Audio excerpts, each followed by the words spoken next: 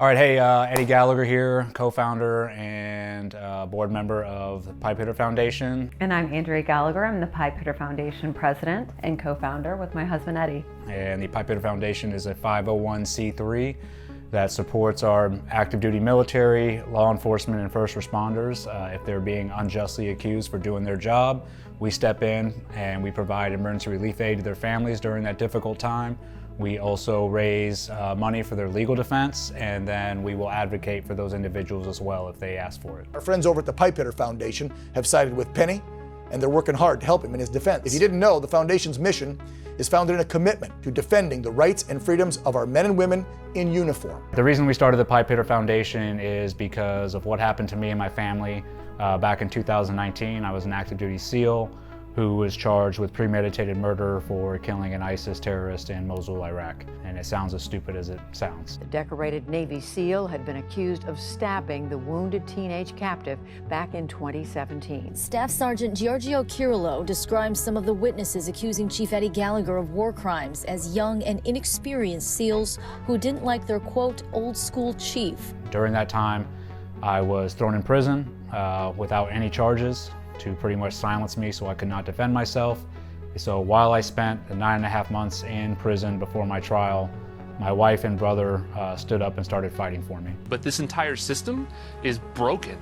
And so that's why we're calling on the President of the United States to fix it. After an almost 2-year nightmare, we got a verdict today of not guilty on the murder, not guilty on the attempted murders, not guilty on the assaults, not guilty on the obstructions. This is a good day. So we're really proud to say that we've galvanized a really good model in order to help and advocate for people. So the Pipe Hitter Foundation is still carrying on this mission 3 years later. We actually founded the nonprofit in 2019. We got IRS approval in 2020, and since then we've been helping service members, police, first responders, and their families. So we really utilize the model of activating campaigns so that people can basically get involved, they can learn about the cases, they can contribute. That money that's raised goes to their legal fees, it goes to advocating for them via PR, maybe some marketing outlets. And so that process has really been galvanized again and again and again, and our success rate is 100%.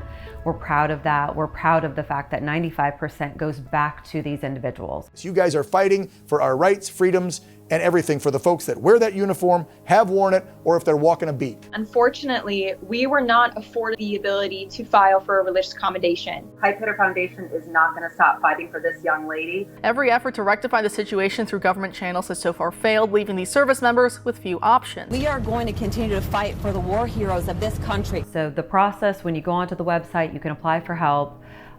We have the board meeting. We go through, we vet the cases thoroughly. Then at that point, if we do accept the case, the board approval will then warrant us to either release emergency hardship grants from our general fund, or we will start a specific campaign that's more of a robust campaign that will actually, all of that money is used to help that individual themselves. So that's typically what we do on our larger campaigns, is they have their specific bucket. So we're not taking from the general fund of other people or hardship grants. We're utilizing that, we're activating media, we're utilizing PR, marketing, email marketing campaigns, and social media. So we've been fortunate to be able to do that time and time again, and it's really been successful. I would say people should reach out to Pipe Hitter as soon as they're being told they're under investigation or they feel like something is not going right.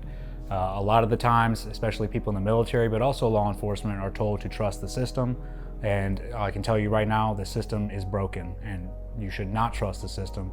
So as soon as you find out that you are being put under investigation or you're being questioned for some of your actions, reach out to Pipe Hitter then. Fill out that grant, we will sit on it, and we will wait to see what your command or whatever unit you're working with is going to do to you, but at least we'll be prepared ahead of time. A lot of the times, or I'd say most of the times, people are reaching out when it's too late. Yeah. Does that mean we don't step in and get involved? No, we still get involved, and like Andrea had said earlier, we do have a 100% success rate. But it just makes it that much harder to defend that individual after they've been found guilty. So people can find us at pipehitterfoundation.org. Our website showcases all of the current cases that we are currently behind. We also have a general fund that you can donate to, so you can donate online. You can mail in through our P.O. box that's listed at the bottom of the website. We are a 501c3, so all gifts are tax deductible. You can also follow us online. So we're on social media. We're on Facebook at Piper Foundation, Instagram at Piper Foundation, Eddie and Andrea Gallagher on those platforms as well.